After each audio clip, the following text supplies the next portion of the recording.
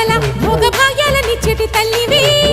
పుట్టి మట్టి పుట్టలోనే తలదాచుకుందువమ్మ చల్లని చూపుల నాగమ్మ మా పిల్లల పాపల కాయమ్మ పల్లెకు తల్లివి నీవమ్మ మాకు తోడు నీడగా ఉండమ్మా కాసిని పాలకి మమ్ము చల్లగా కాచేవి చలిమిడి నైవేద్యంతో చిట్టలు పంపేవి